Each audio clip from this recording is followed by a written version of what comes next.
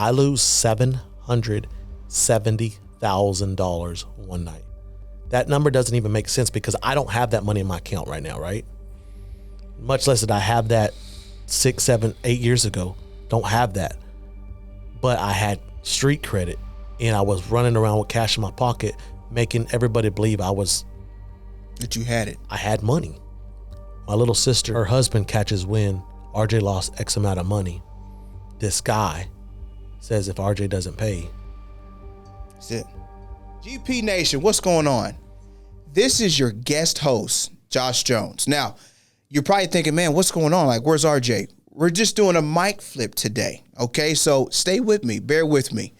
Today we have the privilege of now interviewing RJ, okay? Here are the 3 topics we're going to be going over today, high level. We might get deeper than this, but high level, here are going to be the 3 topics. First thing, we're going to talk about the different phases that you go through as a parent. Hero is going to be the first phase. Demonize is the second phase. And then humanize is going to be the next phase. And then we have the number 1 question of the day, which we'll get into. Okay? So without further ado, here's your host, RJ. What's up, Josh? Boy, gosh, it's been this has been in the making for a while. Yeah. I've been able to go on as a guest for different pods, and everybody's like, okay, so when is it your turn? Yeah. When is it your turn to go public with all your stuff, right? Yeah. So some of my closest people, the people that I bring on the pod, know my story, right? They're friends, and I have that equity. But today, of all days, you are the one who has access and authority to ask me anything in the world. And so that's why I wanted to bring you on as the guest host. Yeah. And I think you love the spot, right? Yeah, like you love the spot. But man, so today I want it to be my turn. Yeah. No holds bar. You say whatever you want to say and ask me whatever you want to ask. And I'm just, bro, I'm in your house today. And so you ask me and I'll answer. Okay. So let's start here. Let's start with the hero phase. So what did it look like for RJ to be the hero in your kid's life? What does that look like? So we gotta back that thing up, right? Okay. As my pastor says, back that thing up biblically, right? We got to take it back to when the kids were young, right? And so, Josh, when the kids were born, now Jeremiah's 18, Noah's 16, Selah's 12. But when they were young toddlers, something that as a parent you go through is they want to be like you. Mm-hmm. And your voice carries so much weight and inspiration also, right? I remember just when you asked that question, I remember driving because Noah had made this, basically it was a paper medal that had hero written on it. And he just colored it, whatever, and it looked like a medal, right? And I hung that on my rearview mirror, and I drove. And there was a sense of pride and honor that my kids looked at me as hero. I was youth pastoring at the time. We were a family. I was married to their mom at the time. We did things together. I come home, and they run to the car. Yeah. They want everything to do with dad, right? And because they only see me as hero. They haven't seen me on any other type of environment or scene or anything like that. They just know me as hero. Yeah. Almost like it's a pedestal that I cannot fall from. Yeah. Right. And so they love me because they don't know everything about me. Correct. Right. And so that would be the hero side of it is sometimes as heroes, you don't know everything about that person. You just see them in the limelight. Correct. Right. And so they only see me as dad as this bigger than life character. They don't know the difference between dad superpowers and a Batman superpowers. Yeah. I am now a superhero. You're just super. Right. Yeah. Mainly because of who I am and their dad. I talk to them every single day. Yeah. But that would be it. That would be that stage. You got to bring it all the way back to when they're little. Okay, so what was a relationship like during the hero phase time with your kids? What was a relationship like with their mom? So we're married, right? Yeah. So yeah, and we'll talk about that a little bit. We talked about this on the way here, right? Once you're healed, you tell the story completely different. Correct. Right? When you're still broken, you point fingers and it's her fault, blah, blah, blah, all these things. That's not the case. Right? And I got to keep it 100 with you. Although I've always been a good dad, like especially at that time of my life, that doesn't always equate to me being a good partner. Okay. Right. So stay right there a little bit. Yeah. Dig into that part a little bit. Right. So I think if we go, and I believe a lot of people struggle with this, and this is their mindset, is I know my childhood and I know what I was raised from. I've made a promise to myself, I'm never going to be that. Mm-hmm. So I'm going to raise my kids up in a different way. I'm going to be loving. I'm going to be nurturing. I'm going to be all these things. I'm going to tell them that I love them, right? Because I didn't always get that. I knew my dad loved me, but I didn't always hear it. And it was that firm love, right? And so I promised myself, I'm never going to be like him. Yeah. And so I was that good, fun, loving dad, always spent all my time, but that didn't mean that I was good as a partner. Bro, like, you were in the youth group, so you know the popularity of me when I was traveling and speaking and people like asking, hey, come and speak to whatever. I fell in love with that instead of falling more in love with my wife. And so I would rather be outside. Yeah. And I used to say, well, shoot, she was not a good partner. No, it was because she was a good mom. She was being a mom to these infants, these toddlers of mine, my offspring. But I fell in love with the cheerleaders of the world who loved the speaker, RJ or whatever. So I was still loving and nurturing to my kids, spending all the time, but I was not present with my partner. So the connecting linchpin that made you want to be a great father was you didn't have that love from your father. That was the linchpin. Boom. I'm gonna do this because I didn't have that. But kind of, but I want to correct. It wasn't that I didn't have the love from my dad has always loved me. Our relationship now is better than it was even back then, and he loved me back then, right? But I think it was because mom raised me. I was loyal to the belief that since he left, he didn't love me. Does that make sense? Right, but you had a link, as my point is. Right. The link was whatever it was between you and your dad, and you said, nope, I'm going to be this, right? Yeah. Because there's only two phases that a person falls into when you go through trauma. You're either going to fall in the phase of you're going to overcompensate or you're going to undercompensate and be the person that hurt you. You're going to be the embodiment of the person who hurt you. Two phases you're going to be in. Right. You went, bop, you were over here. So my question is you had that from your dad to say, I'm going to be this person to my kids. Where was the missing linchpin or the missing action that didn't get you to be that for your spouse? Where's that thing at? I didn't know. I didn't know what that looked like. Yeah. Right. So my mom and stepdad were always in the picture. I never seen the model of my true dad and my true mom living out. I never saw that. That's what that is. Right. And so how can you be something you've never seen? Correct. It's out of sight, out of mind. Right. I don't know. That's a real thing. You're an ex-football player. You can't just come out of the womb and know how to play football. No. Somebody has to teach you how to do that. You have to see it. Yeah. Right? Uh-huh. So I've never been modeled what marriage looked like. And now I'm married and have kids. And I think, I know this is what I wanted, but I don't know how to be that. Because there's still that dying boy inside screaming out from all those wounds. And I never healed from them.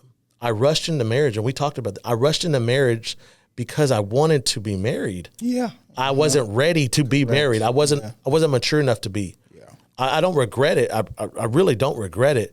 I just wish I was a better man. Yeah. Yeah. Yeah. Man, dude.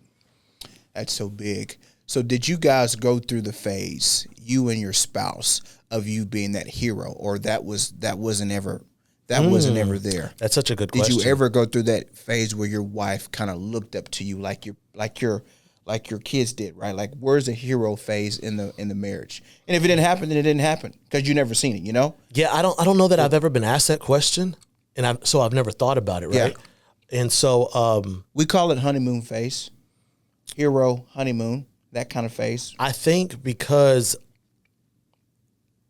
we were so young and so innocent, right? Yeah. And I would say it was more so flipped. She's the pretty girl in high school. Yeah. Who, can we keep it a buck?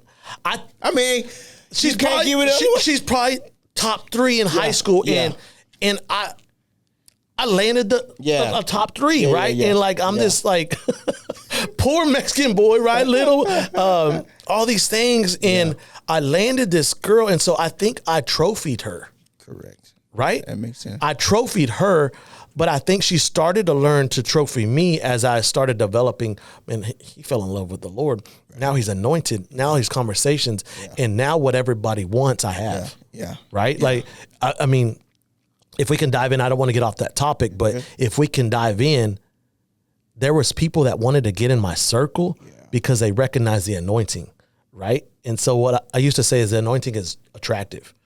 And so if you talk about being like the hero to my spouse, I don't want to say that she trophied me so much, but I would think that where people was always wanting to be in my circle, she had me. And so I think there was a part of that. But I think that's also when true love happens is you do elevate your, oh my gosh, like I see the blessing in, right? That type of stuff. But yeah, man, that's kind of where I would land on that. So somewhat still in the hero phase, but we're going to slowly start to transition into the next one, but we're not there yet, so I'm not going to even call it out, but we're going to slowly transition into that next thing. Talk to me about the first time where you stepped foot in the penitentiary, where you're in jail. Talk to me about that, okay? As you're talking about this, and I'm going to set this up, I want you to talk about, like, the governance of the penitentiary as well, because it's different lingo in there, dude. It's not the same. Like a handshake means something, right? Eye contact, RJ, means something, right? Yeah. So talk to me about first day in the penitentiary, right? You're no longer with your kids. Your wife's not there anymore. You transition to this. What does that look like and how does that work? Yeah. So we said it walking into the studio today that this isn't just going to be a one-time episode. I think it's going to take some time. This is going to be a part 2, possibly even a part 3 of how this, because I have to sit and let this simmer. Yes. Right? Absolutely. The penitentiary, prison, is different than county jail. County jail, you're with people that are familiar. These are your local people. You know them. I know them. I'm not fearful. You've been running with them. I'm not fearful. People walk in, and it's like that meme, like when Tom Brady's looking up, and Gronk comes in and he smiles. Oh, my boy's here, right? Oh, Ray in jail again. Okay, yeah, Ray. Okay, so the local county jail, when they call it county, it's familiar ground. Same. You're still in your hometown, right? I mean, it sucks because you're locked up, but it ain't the end of the world. Correct. There's no fear right there in county jail. So you ask about the first day of prison. First day. So it's called catching chain. And so it's about 3 or 4 in the morning. Flores, roll it up. You're on chain tonight. So that's when it starts creeping in like, oh, shoot, I'm going to prison to an unknown territory. I can't be this. So you're going, because again, excuse my ignorance, you're going from county to penitentiary. Yes. They call you, Flores, you're up. Boom, I'm getting ready to go. You caught chain tonight, Flores. I see. Okay. So you roll up your mat. You turn that in. You get in your deals. You're shackled up. You get on this bus, and now you're going to what they call like the transfer unit. Mine. What are you thinking in the bus? You're freaking out. You're freaking out. No. My boy, this is crazy. The night before I caught chain, we kind of knew like people in prison, even in jail, are not dumb people. They're actually very intelligent. Like they know the system, they learn the system, whatever. I remember my boy Tank Henry. I shouldn't have said Tank, but Tank, shout out to my boy. He says, my boy RJ's going to the big house. And my insecurity was now veneered in, well, I got it. Like, I'm still an F boy right now. Right. And, but I'm scared to death. But you can't show. Because I've seen the movies. You can't let them see you sweat. I've seen the movies. And I've had the visits with my sisters. Yeah. And they're crying because they're terrified of where I'm going. Correct. But I hadn't let reality sit in because I didn't want to go to the reality, right? So I'm shackled up, get on the bus. We make it to the transfer unit. But hold on, I got to get there because the whole thing is, the setup is insane. Take it. So you're there and you're shackled to somebody else sitting on a yellow dog bus, right? Okay. Boom. I'm shackled with somebody. I'm handcuffed with somebody, right? in there, and they ain't no seatbelts, and they don't care about nothing, right? And so we're there, and I remember like you're there and you're trying to like think and you're falling asleep because it's so early in the morning, and a bus is terrible. So you're hitting the thing, boom, you're bumping into each other, but boom. And they also give you a Johnny sack so you could eat if you want on the way over there. But how are you going to eat when you're tied up with somebody? They don't care. Figure it out. Right. This guy's not going to help me grab Johnny sack. Yeah. This guy's not going to help me grab my 2 pancakes with peanut butter. How are you going to do that? So a lot of us just didn't eat. That ain't nothing until you get on the unit. And the first thing you walk in, what they call intake, you walk in there, you're now butt ass naked. In front of other men. You talk about being insecure, or you talking about being humbled quick? Hey. Boy, I remember, and it's called nuts to butts. Sheesh. So go ahead. All right, let that talk about it real quick. The nuts to butt, like you're back to back. You're naked. Butt naked. Like you're naked. It's all the way. It's not it's not real world naked, like, oh, I got my boxers on. No, you're naked. Right. Birthday suit. All the way. Hello, somebody start singing or something, right? But now, like, it's like, okay. Oh. Bro, like, if we can really, you've seen some people try to, this is crazy. Go ahead. Because they're insecure, was so insecure, they're thumping their thing to try, like, and you see these things because, like, they're not in front of other men, right? Because they see what another man carries, right? This is day one, and I'm sitting there saying, "What the heck? Like, what the heck?" And like, grown man, no joke. I remember his name. I can't say his name. Go ahead. You're fine. He's terrified. He starts pissing while we're right there because he's scared to death. Like, I cannot make this up. All right, so you're in there, and now you go into like it'll be like the barbershop. Okay. Because you have long hair, any hair, it's buzzing off. They shaving you. You're doing it. So you got to cut it. That's a psych deal, dude. Boom. And guess what's doing it? Go ahead. You're the only thing you can see, you think it's a mirror. It's a mirror, but it's so distorted and so blurred, you can't see nothing. Shaving your face, boom, whatever. And you still naked, by the way, right? Right. You ain't changed. And you got like 2 minutes. It's timed. Everything's timed in there. So you're missing spots, cutting yourself, whatever, shaving everything off, right? Because you go in there, you can't stand out. Now you're like in an emoji, right? Hold on. Whoa. You're just an emoji. That's all you are. I don't know if that's worse than a number or not. Because you've heard that saying, I'm just a number. No, you're just a freaking emoji, dude. You're an emoji. You're just there. Right. And the reason I believe they do low personality. They do that is they don't want anyone to stand out. Yeah, you're just there. Right. Okay, you're a frown face. You're a frown face. You're a frown. Yeah. You're freaking out. Yeah. All right. You're crying. Okay. You're just all these things, right? Dude, you're not a. Boom. And so you get there, and now you get in there, and you go to get all of your whites, which is your clothes, and then you walk in, and you're like, all right, it's go time.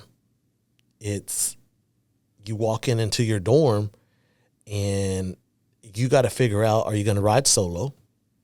Meaning you're not going to join somebody. Which is a death sentence, right? I say that it's a little bit. It's a little bit different, because your dad has some, history there. Yeah. But for me, it was like, okay, I knew I wasn't going to rock with anybody, because part of me still was like, no, like I got kids that I don't want them to see, oh, dad is not human anymore. Yeah. He has to be protected. So he compromised who he was. No, I was never going to do that. You're not the hero anymore, right? Like you're like, I got to be the hero still. Yeah. Okay. But I also still had, I was loyal to who I knew I could be. And thank God I have some boxing in my background. So I knew I could kind of hold my own or whatever. Yeah. But it doesn't mean I wasn't afraid. Yeah. Right? And so I'm going in there, and I remember instantly, probably like 2 days in, I have some of the Mexicans pop up to me. Bro, who you riding with? Like, are you riding with us? And I was like, man, I'm solo. I'm just going to do this on my own, right? No gang history or whatever. And he goes, well, you're going to get what they call quota checks, which is a heart check. Meaning, whatever race you are, your race is going to come up to you. And they're going to say, how are you going to rock with this this group of Mexicans, this group of Mexicans, or this group of Mexicans. So there's more than one group of Mexicans. They just ain't all in. Right. But if anything ever popped off, all of those Mexican groups they're gonna come together. They're gonna take care of you. Right. And if it's okay, if there's some beef between the blacks and the Mexicans, all the Mexicans are gonna ride with the Mexicans. That's just how prison is, right? It is what it is. Yeah. I've never been so political in my life until I went to prison, right? Wow. And so I say, no, I'm going to ride solo. And with that came, I had to meet somebody at the blue door, right? Meet somebody at the blue door. The blue door is basically a door, and it's blue, that is off camera where the guards can't see it. And so you're going to spend 30, 45 seconds. You got a physical appointment. Right. Whether you're ready or not. You got a physical appointment. Right. And what I mean by physical is you getting ready to fight somebody. Right. That is such a physical world. We'll get into that in a minute. Keep going. Yeah. And so you go there. And I don't want to say I had some confidence because the guy that they brought to me, I'm not the tallest in the world, but I'm tall for a Mexican, right? Okay. But this guy, he's probably your average Mexican. He's probably 5'5", right? Yeah. And so I don't fear this guy. Yeah. So he comes in, and like I said, thank God I had the boxing background. He comes in, and he swings, he misses. I land 2, he's down. Bro, I'm solid. All right. That's it. They don't send another. Normally they line you up. They didn't line me up. The guy swings. I bounce. Boom, boom. He's gone. He's done. I'm good. Okay. But I'm also older. Correct. Right. Like if I was like 18 to 20. How old are you at this time, by the way? So I'm 41. I've been out 5. So I'm 35, 36. Okay. So I'm kind of like Unc in prison, right? Yeah. Especially to those guys who are doing like heart checks and all that stuff. So he swings, he misses. I hit him. Boom, boom. He falls. I expect another one. Yeah. But I don't get another one. Right. Is it? But I think that was almost like a respect for, I mean, you're kind of like the older. So you're good. You're good. All right. You're good. Whatever. Cool. Yeah. You're good here. Yeah. Until you get transferred somewhere else. Yeah. So do that. Everything is all right. But I was told going in that I would see parole quickly because mine was supposed to just be, oh man, this is a light crime. Like you're gonna make your first parole. You're gonna get home. Parole for the 5 was gonna be 7 months, 3 days. But I had so much back time. Mm-hmm. I almost had 7 months of back time already. So when I get to my unit, I see parole in the first week. Back time is what? So if you've been in jail, even county, not prison, say if you were there 3 days, those 3 days are like credit towards you being locked up. Okay. So you get credit. So say if I was there for 5 months in county, I would get those 5 months credit towards my parole of being locked up in a hole. Gotcha. So what was supposed to be 7 months, 3 days, because I had so much back time, I got all that credit. So that's why I saw parole so fast. Gotcha. Which was a terrible thing. But I thought I was going to make parole. Boom, I go. And I went with arrogance because I still haven't died to myself. I was still this invincible hero. Dude. Right. Yeah. I was untouchable, I thought, right? Still a hero. I thought I could weasel my way out of anything. Mm-hmm. And so I go see parole, and you get your letter in about 2 weeks. I think I could be wrong. It could be a week or 3. I'll say 2 weeks, kind of be a happy medium. And I get the parole letter. I'm lying to you. Now. I'm remembering. Okay. I called my ex-wife so I can call my kids. She's the one that told me that my parole got denied. And I remember where I'm at. I'm sitting down on the floor on the phone, and she's like, hey, because I'm... This is what's so crazy about men. Yeah. Sometimes we don't know the truth, and so we're living in this fantasy. Oh, I'm about to get out. And so I'm telling her, I'm telling her, yeah, I'm about to get out. Like, we got plans. We'll figure this out. I'm even still like, kind of like not shooting my shot at her, but like still planning on, okay, how we're going to do like family again without being married. Like, how are we going to like do this? It's denial. I'm living in denial. That's what it is. And so, I'm talking this all up to her. And she said, RJ, I got some news for you. I was like, what's up? She's like, I looked it up and your parole got denied. And I remember I was... You guys still married at this time? No, we're not married at all. Okay. Yeah. We're not, we've been divorced now like 3-4 years. And she goes, I got news for you. Your parole got denied. And when your parole gets denied, it's a 1-year set off. So now reality hits in. I'm going to be in here for at least 1 more year. I don't remember what I said after. Did your cape start falling off at that point? It got yanked, and I didn't know that it was off.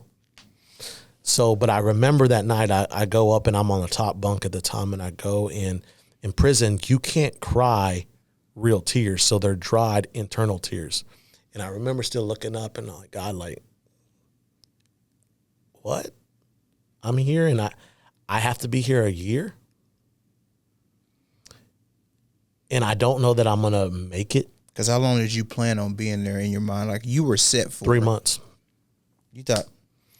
So altogether, 649 days. Mm-hmm. And there's so much stuff that I've seen and that I saw in prison because it was during COVID. They mix TDCJ and state jail. And so there's a lot of crash outs, right? We saw things that we should have never seen. Also, I've filtered that. I've not talked about so many things that I saw because I never want people to know what I went through, right? But you talked about the governance of a prison, what it taught me, who I was, like all these things. What I learned in there was respect and patience. You talk about handshake. Handshake is the contract with the signature.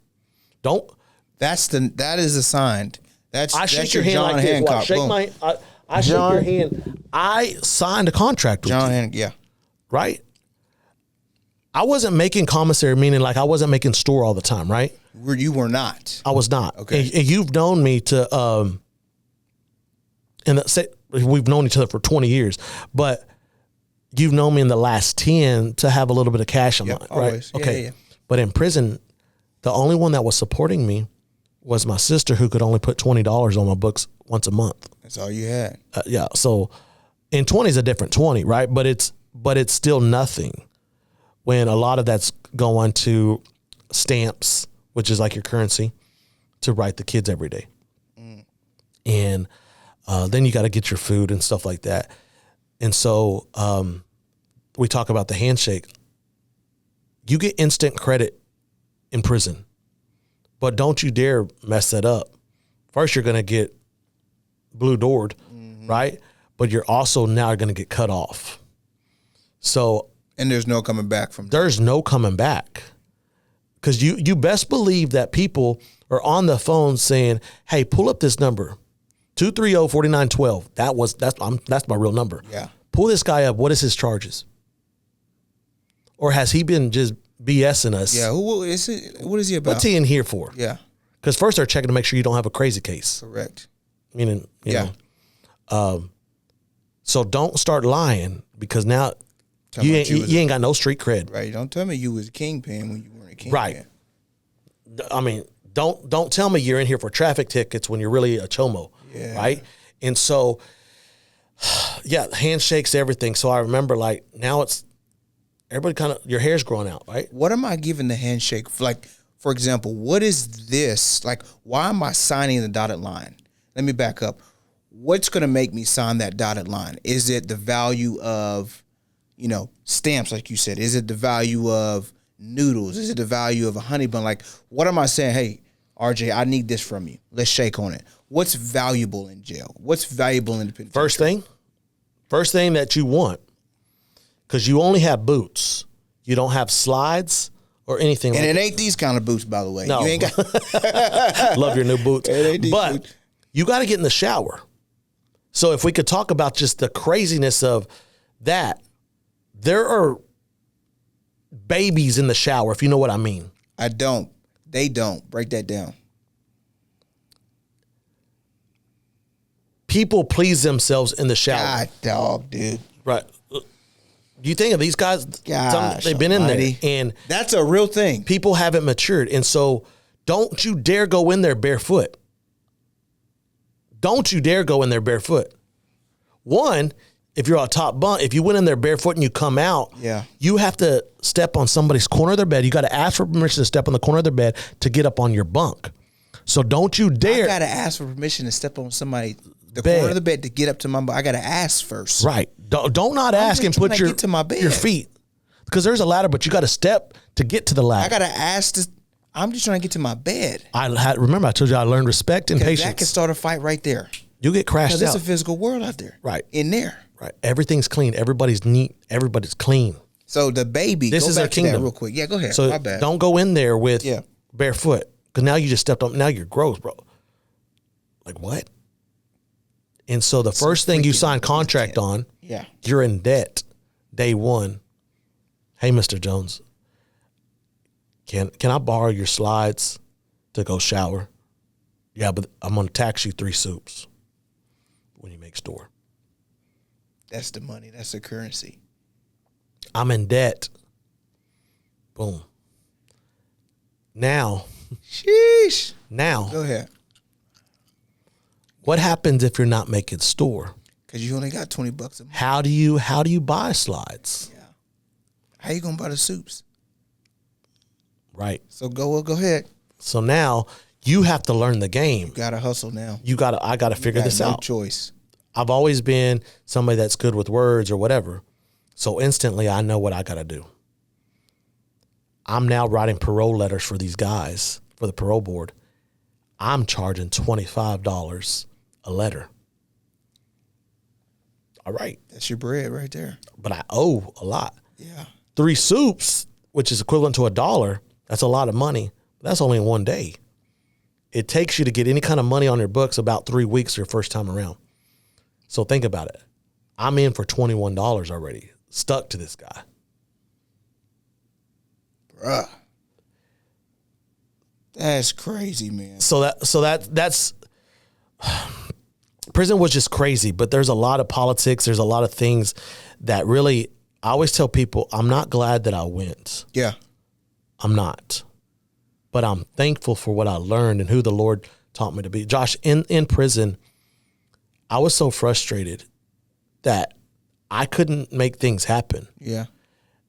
The biggest thing in prison, I think, for people is they think the world stops because they're locked up. You're not the only one locked up. Your family, even though she's my ex-wife, she's locked up because now she's having to put money on my phone so I can talk to the kids who I was not present always with, right?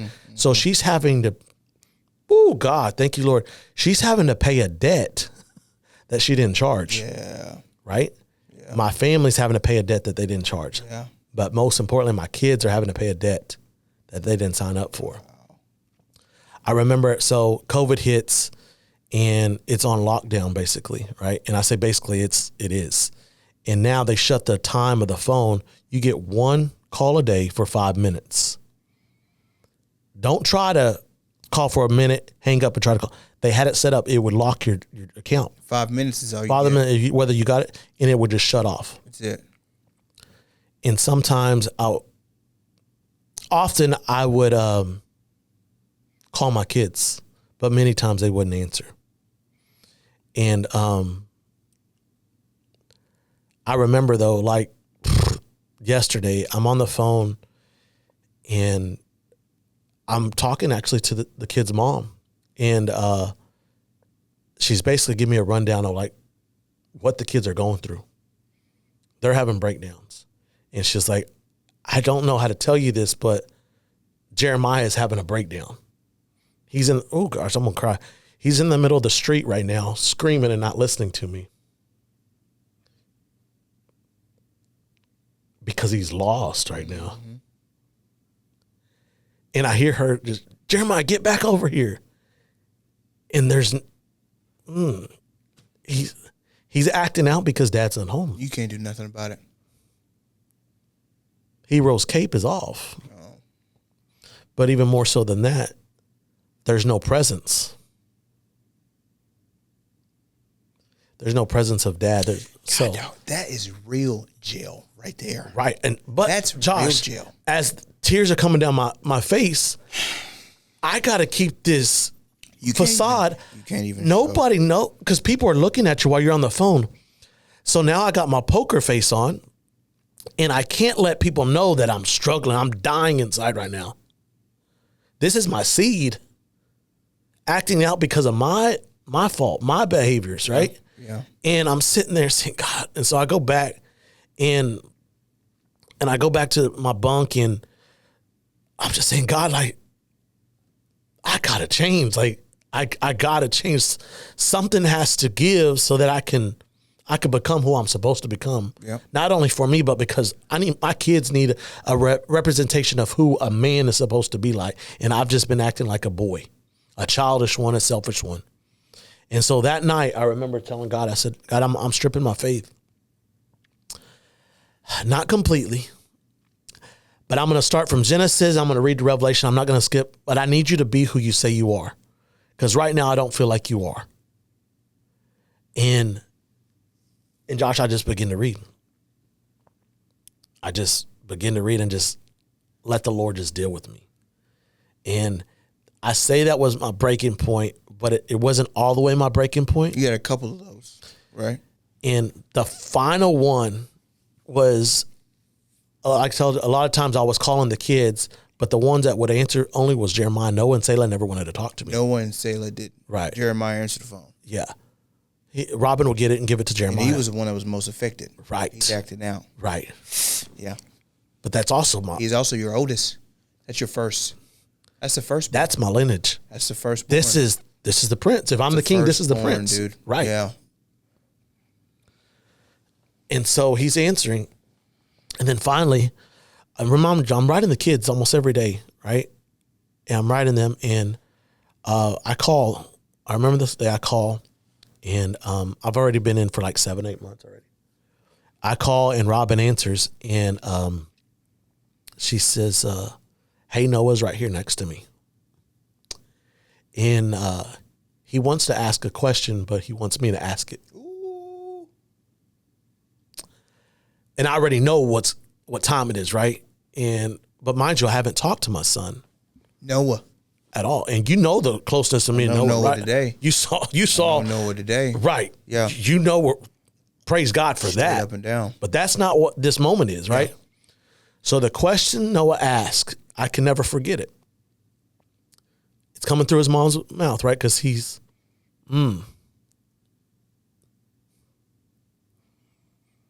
He wants to ask dad a question, but because where dad's at, he doesn't know his identity. So he doesn't know that he has access to the room to ask dad. But I also believe it was this. When I was a younger dad, I tend to punk my kids because I wanted them to have respect. Because you got that. Right. You got that. But as I'm getting older, you don't gain love by punking your kids. You gain the love by saying, hey, like, just because I'm telling doesn't mean that I'm smarter than you. It just means I've gone through some stuff and I'm protecting you. I don't want you to be my best friend now. My ultimate goal is that years later, I want my kids to become my best friends, right?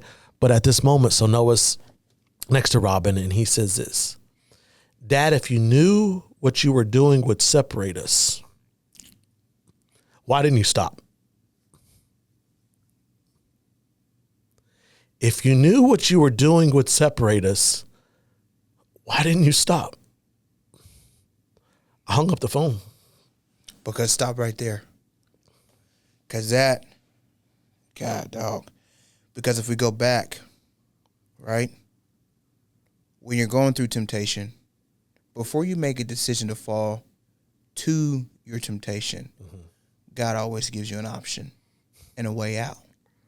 Boy. So I'm not going to give away this story, but I want you know where I'm going, RJ. Yeah, absolutely. I want you to talk about the ram in the bush that God set up for you. What was your way out before you made that choice to go, I'm not going to do that, I'm going to do this?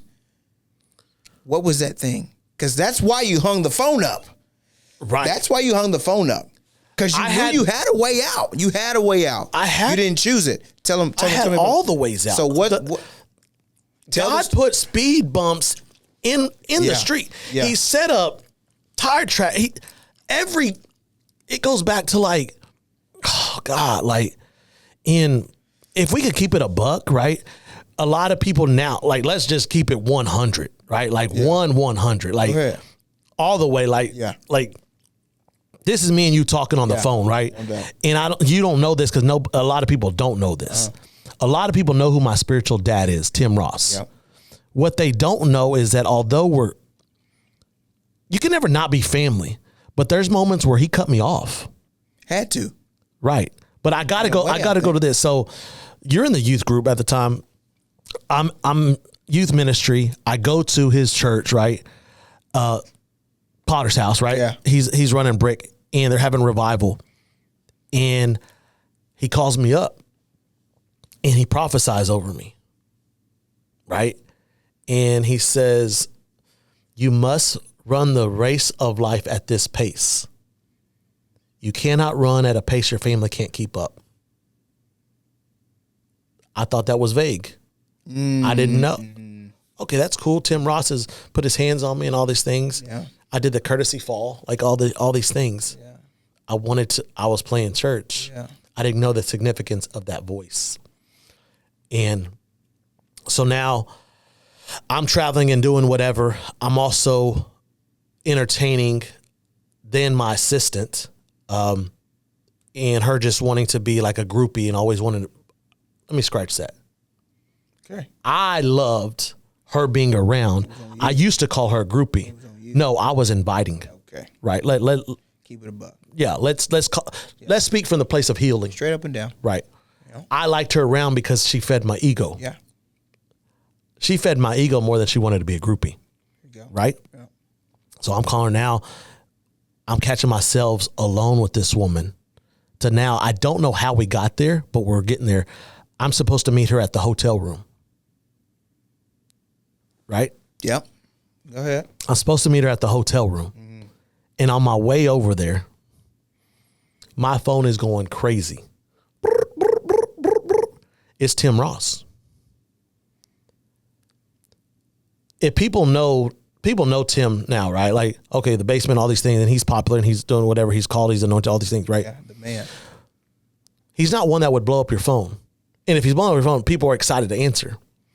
At this moment, I'm treating Tim like Rent-A-Center, ignoring, boom, ignoring, to the point I turn my phone off. Because you know why. It's the roadblock. Go ahead. Yeah. Had I picked up the phone, I promise you I wouldn't went to the hotel room. I remember parking the car, turning my phone off, and saying, all right, I'm going to go through with this. So I meet her in the hotel room. We do what we do. I get in the car, turn my phone on, and this is those times where I kind of give you a display text, right? I said, Tim Ross, and I could read the whole text. You ready what it said? Go home. What you're about to do is going to cost you your family. Man, stop playing with me.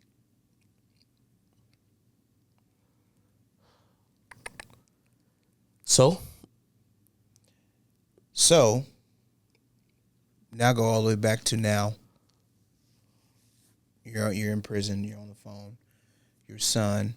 There's no telling how long it took him to get to have the confidence and the energy to articulate that question to your then wife, or,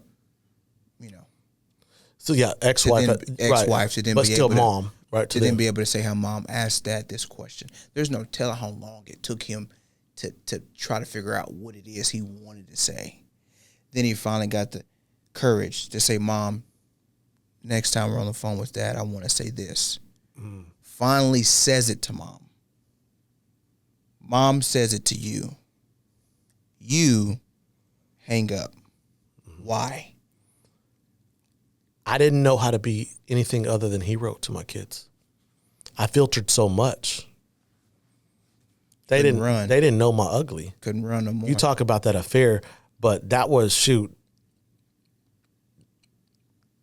The kids didn't know about that affair.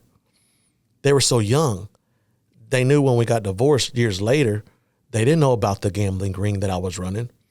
A lot of people, you probably don't know, and you're my twin. Mm-hmm. I'm running a Friday night dice game, illegal gambling ring at my house. Friday night, charging people $50 a head to walk in. Like I'm not making this stuff up. I'm rolling in cash that is illegal. I don't have the integrity to keep the cash. I'm just doing all these things, bro. I remember we're having a huge dice game. There's probably close to 100 people at this dice game in my house, letting whoever in my house, as long as they pay the 50. My boy, who I can't say his name because I don't want to compromise that he was there. Yep. He's here, and he prophesies over me, but he's drunk. He don't know he's being used. And he's high. Yeah. But he's fighting with his wife. Yep. And he says, hey, can I talk to you outside? I said, yeah, what's up? It's my boy I've known since a long time. And he says, the Lord's telling me you have a voice in a presence of influence. And I'm sitting there like, we're outside in my front yard. People are inside gambling. And he goes, the Lord is telling me you have a voice in a presence of influence, but he's also given you freedom to decide if you want to lead them to him or lead them to this. And he leaves. He gets in his car and leaves. Another roadblock. 2 weeks later, I get into a gambling debt. And this is going to be insane.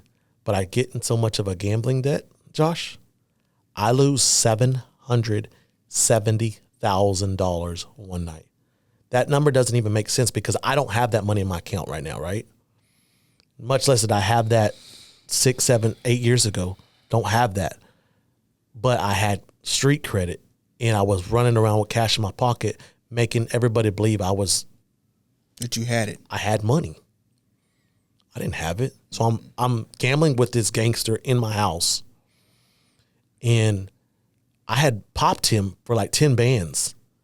I loaned him back that money, and now we're playing. And now it's late. We're already into the next morning.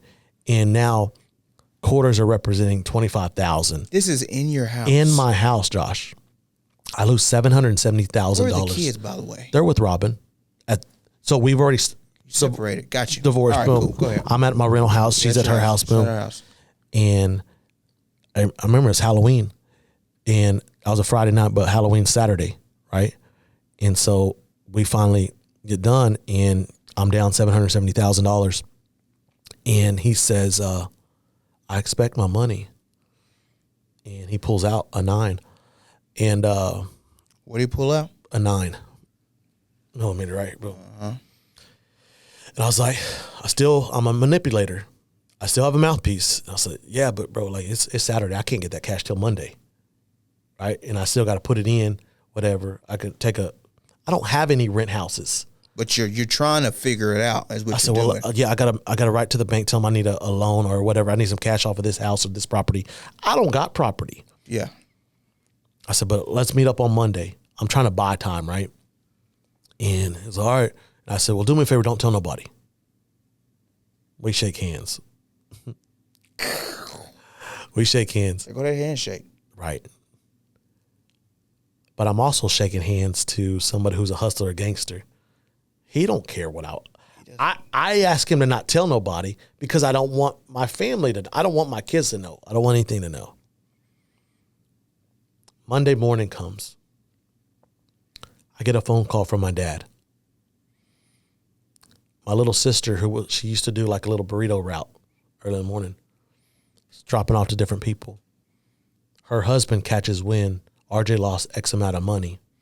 This guy says if RJ doesn't pay. That's it.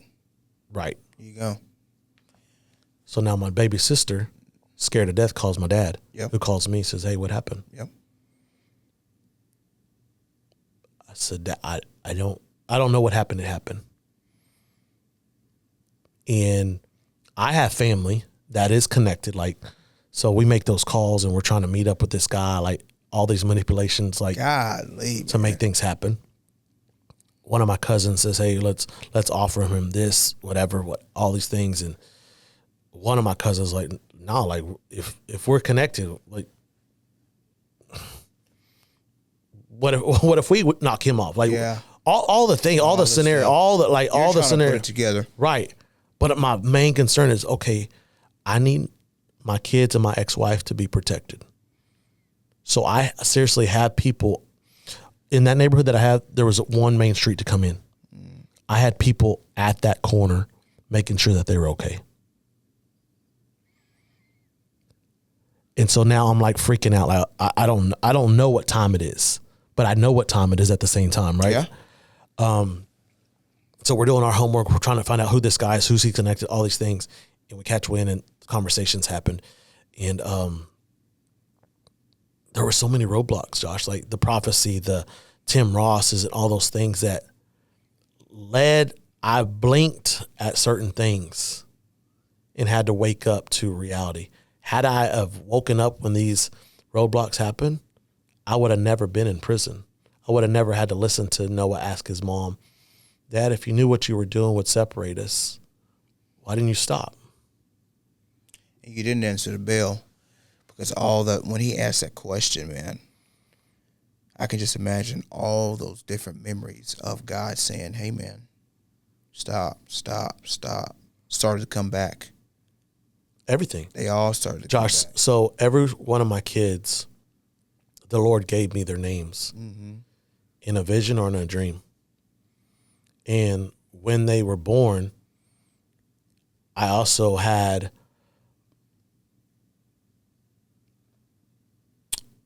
an appointment with the Lord when they came out of the womb that their mom and I just came in agreement with, is that when they're born, nobody else is going to be in the room before we speak words over them, yeah. Pray over them, do everything. Yeah. The calling of God is over them. Yeah. And so, like you said, when that question is being asked, all I remember is birth of my kids. I mean, Jeremiah, Noah, Selah, and just like trying to figure out where am I at? And now, so that was so much ingrained in my head and my mental, that was my parole letter. I knew I had to be honest so that I could truly become who I am and truly heal. So my parole letter started off with that. Dad, if you knew what you were doing would separate us, why didn't you stop? To the next line is, the presence or absence of a father speaks loud and clear. 100%, man. I didn't deserve to be out when I was still messing up. I really wasn't the representation for my kids. But now that I've learned and I healed, not only do I desire to be out, but there's generations that need me to be out so that we can break this. And I don't want to say that's why I made parole, but I made parole. And now, when you make parole, there's certain levels. One is immediate release, which is super, super rare. The next best thing is FI3. You got to go through this class called Changes to make sure that you've changed. In that you're ready to adapt to society, right? And so I got an FI3. I got to go through a course called Changes for 3 months. So the 3 basically means 3 months till release. But don't tell anybody you made parole, because they'll do everything in their power to make sure you get off that joker. They want to crash out. Right? Right. Yeah. There's no difference between being locked up in the real world. Like, misery loves company. Correct. Right? And so people don't want you to be happy. Correct. Right? And so I get there and I'm going to change, but they also know if you go to Changes, you're on parole, but you're also like, okay, I'm on best behavior. Like, I don't care. Somebody come slap me on my face, right? Yeah. I'm not going to crash out. Yeah. Yep. So I finally make parole. I finally get out. And I know you want me to answer this. And go ahead. We're good, man. We'll take that break after this. But, you're the host. My bad. Go ahead. You're good. I make it. I get out on a Thursday, July 8th, 2021. It's a Thursday. It's also the day my kids go to youth camp. So I don't even get to see my kids the first day, right? Man, I go into prison at 218. I get out at 188. That's how much I'll wait at 188. That's how much you weighed when you got out. Would you go in at? Do you know? 218. Came out 188. 30 pounds difference. Wow.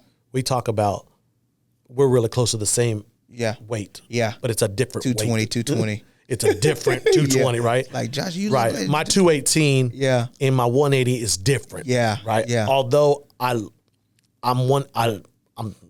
less weight. Yeah. I looked better. You look better at 188 than I did at 218. Yeah. Yeah. Right. Yeah. I get out. It's a Thursday. My first time talking to my dad, because my dad didn't see me, didn't talk to me, but I remember the week before I was talking to my mom on the phone, and she was like, have you made arrangements? I said, yeah, my cousin David's going to come pick me up. And she says, no, Dad wants to pick you up. Wow. Woo, boy. Dad wants to freaking pick you up. Right. Let's take a break right there. GP Nation, welcome back. Me and RJ were talking over the break, and we already know that this is going to be a 3-part podcast. Like, it's going to be 3 different episodes. We started on Hero. We're still there. We're leading towards Demonize. That's going to be the second one. And then we'll end on Humanize. Okay? So just stay with us through this journey. I hope you guys are having a good time. RJ, let's go ahead and start back. You're 188. 188. And your dad wants to pick you up. Let's go ahead and start there. Mind you, so give the backstory. Dad wouldn't talk to me on the phone. Correct. Okay. But Why? Why? Also know this. Okay. The day I got locked up, August 28th, 2019, cops raided my house. The story's told from the perspective of my dad only because he lived it. Listen to this. Blow your mind. They raid my house. They come in, boom, boom, boom, whatever. Almost like if I was a fugitive or something, bro. Like, no, I violated probation and I'm going to the big, like that was it. Yeah. Go in there, but I didn't know until I got out my dad was headed to my house. My dad sees all the cars, the cop cars, everything. My dad was going to HEB because I lived in Abilene, going to HEB.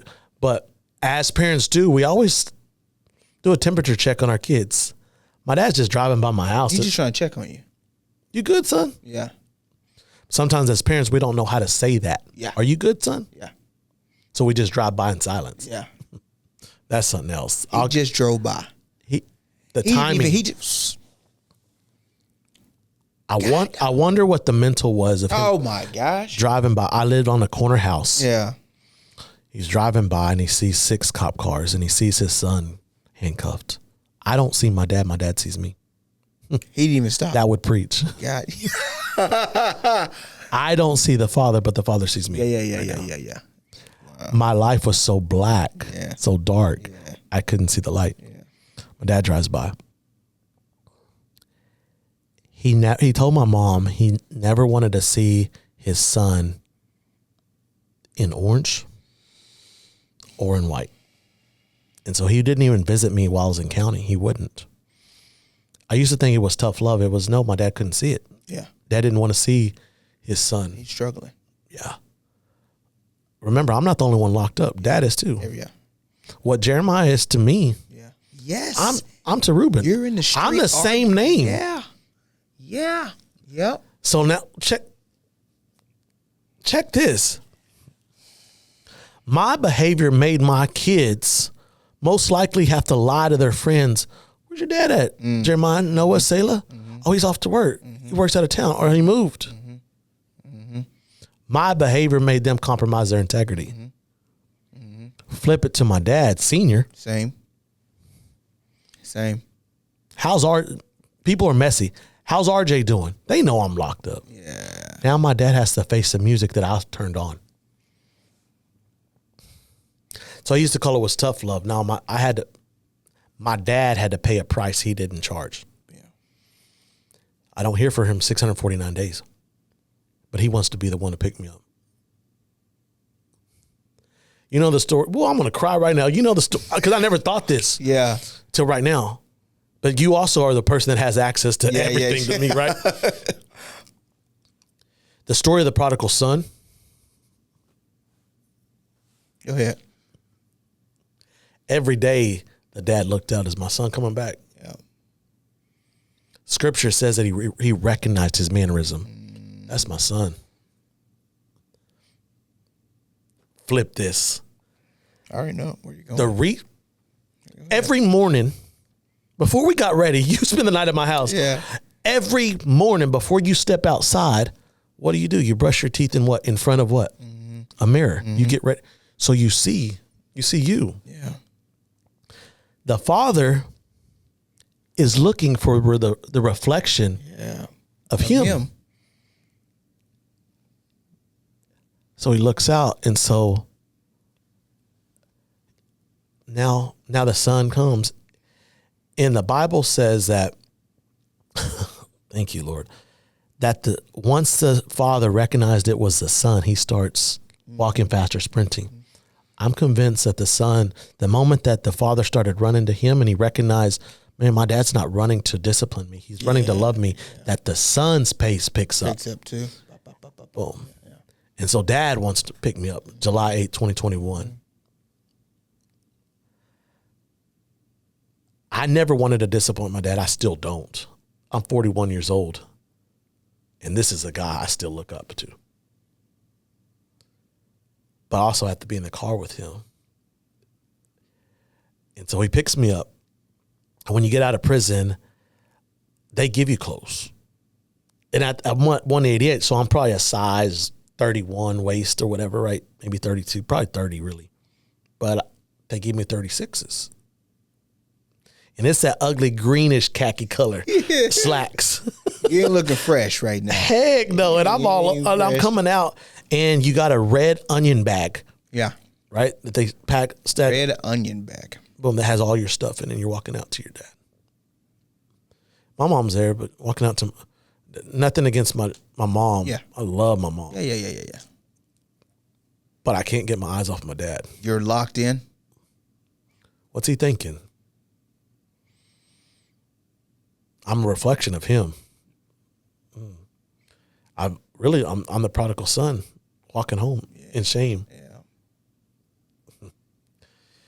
In Bible, the father says, go fatten up the biggest calf we got. Yeah. It's a part of my son who was lost is now found. But also go get that ring. I'm going to place it on his finger. Back then, the ring symbolized identity, right? So now I'm in the car. In the first place we stopped, I don't remember if it was like a Dollar General, or I don't remember the store. I just remember where we at. And my dad understood my lack of confidence right there. He says, let's go in there and get you some clothes real quick. Get you an outfit. Prodigal son moment. Take off those sheep's clothes. Let me go get you the robe. Boom. Let me go put on some clothes that you feel comfortable in. Next stop with my dad is a place to go eat. Go get some food. Yeah. I'm excited that you're back home, son. I've heard about you. I heard the transition. I've seen the letter. You're not the same guy that went in. What was this like, though, when you guys walked up? Like, because here's the deal. Because I know your dad. Yeah. So I don't know the dad that showed up to that deal to pick you up. But I know of your dad. I know Pops. Yeah. So there's two ways that Pop could have showed up. He loves you, but maybe he doesn't know fully how to open up and show you that he loves you because he's got this weight, like he's got all this stuff going on inside of him. You know what I'm saying? Yeah. So maybe, and I don't know, I'll get to the question, but maybe does he show up like, man, I just want to run up and hug him, but I don't know if he needs that right now. Or did he just run up and hug you? Like, how did he show up versus how his heart was? I know how his heart was, but maybe he didn't show you his whole heart right then and there. Yeah. I would say it like this. Once again, that's a question I've never been asked either, but it's now a thought. I wondered if he wanted to show love, but didn't know that he could trust me. See? Is RJ still that manipulator? That makes sense. Is RJ still this, whatever? Mom's the first one I hug. But dad is back in the back. Right. Dad's trying to probably put himself together. He probably trying not to, you know? He's trying to put. He's trying not to cry. He's trying to. I don't know how to do this, right? And so mom hugs me, kisses me, whatever, boom, hugs, and I'm thankful for that moment. Thankful for her presence. But like I said, that the presence or the absence of a dad speaks so loud. Is that not you, RJ? Now? Your dad was wearing the cape right there. Your dad was wearing the cape right there. That's why you showed up, how you showed up to your kids with that, right. Even though you didn't want to be like that. Right. But that's what you've seen in your dad.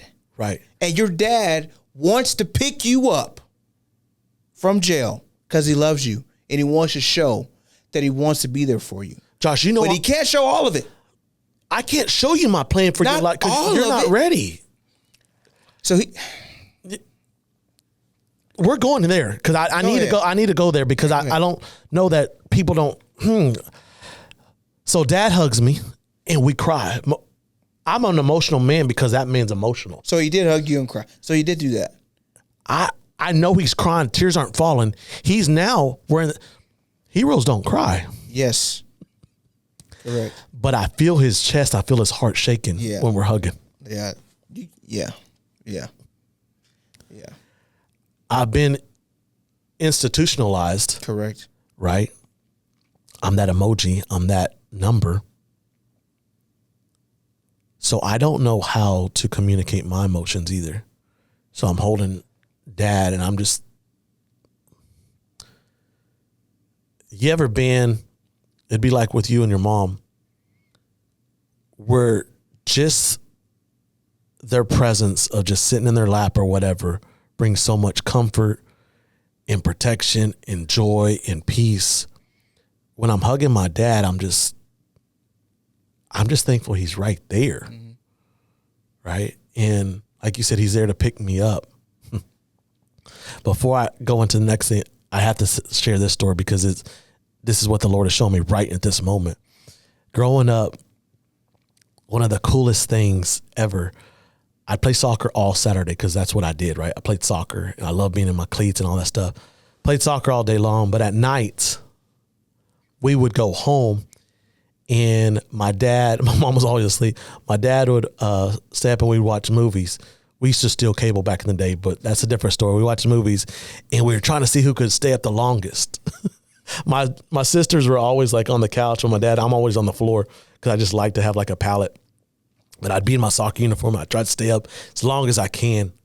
And I'd fall asleep. And I'd fall asleep in my soccer uniform, right? Yeah. Everything. But when I woke up, I wasn't on the ground. I was in my bed and I wasn't in my soccer uniform. I was in different clothes. And I would wake up and I'd pop up and I'd run to the kitchen. Everybody's cooking morning breakfast. I was like, y'all ain't never going to believe like something crazy happened. Like somebody picked me up and I'm in different clothes. Yeah, and my dad, every time I'm a kid, but my dad, I was like, y'all, who did this? Yeah. And my dad, son, it was me. Yeah. Pause that moment. I already know where you're going. Go ahead. Life has hit me so hard sometimes that left me lying on the floor. Yeah. And then the next morning I wake up, I'm like, what the heck? We got a podcast. The business is doing good. Who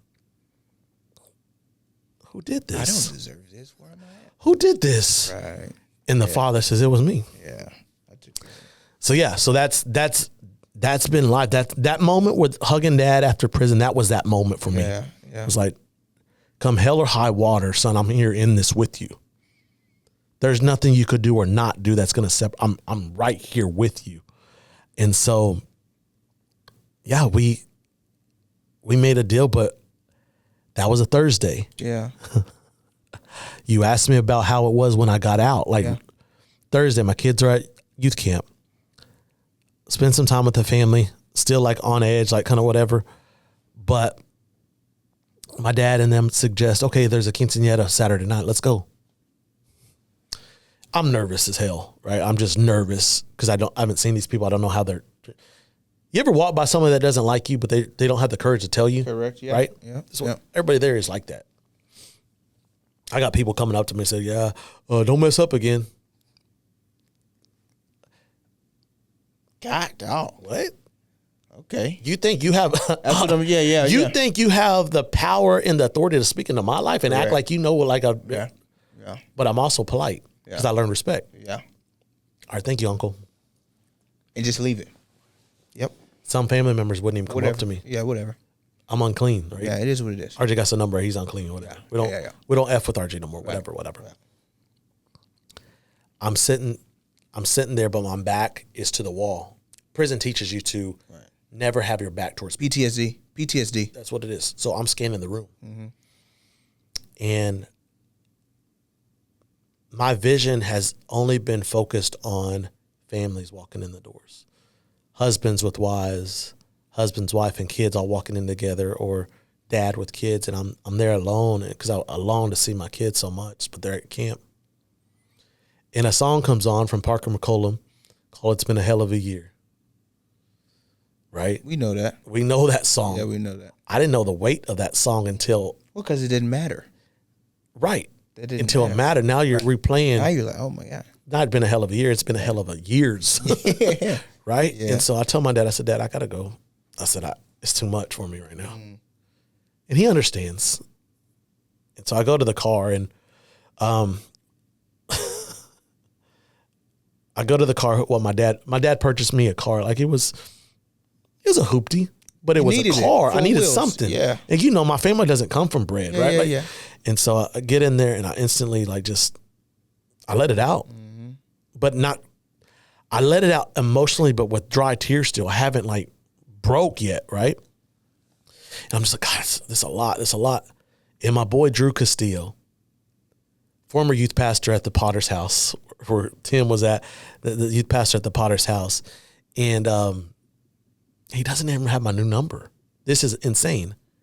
But he messages me and what's up, bro? And instead of hiding my ugly, I let him have it because he didn't know I went away. Boom. COVID hits and everybody's kind of on lockdown, so to speak. So nobody knows about people. People got pregnant, people died, all these things. Right? Oh, you didn't really connect with anybody. Right? You didn't connect. They didn't know some people didn't know I was gone. Yeah. Drew did not know, and this is a guy I did ministry with, right? And he sends me a message, and I let him have it, bro. I've been absent, and the reason why he sent me a message 2 days before I got locked up in 2019. I had agreed to come to the Potter's House to speak. It was, yeah. And I left him hanging, hadn't talked to him since. Yeah. He thought he messed up and killed the relationship. It wasn't. So now he sees me. I'm sure my dad or somebody posted me, right? Yeah. And he sees me on social media. So he messages me. He's doing a temperature check. Yeah. Are we still good? Right, what's going on? I ain't heard from you. But you messed me up. You're supposed to be here speaking. Yeah. And I let him have it. Not have it. I let him know what happened. Right. Correct. Boom. Tell him I went away. And I remember his message. Drew, if you're watching, thank you for this. He says, like T.O. says, get your popcorn ready. Your story's not over. Yeah. GP Nation, thank you so much for tuning in. We are wrapping up, okay? This is the end of the hero phase of episode 1. RJ, what else you got to tell him, my man? First, thank you. Yeah. And for making me do this, go in public with who RJ is. But yeah, this is episode 1 of a part 3 series. Correct. So GP fam, do us a favor. Like this episode, share this episode, comment, and then, but most importantly, subscribe to us. If you like this, go follow my boy on IG at Josh Jones Fitness 2025. Us at Going Public Podcast on IG, or my personal @_RJ Flores. But subscribe. We love you. Thank you so much. We're out. Peace. See ya.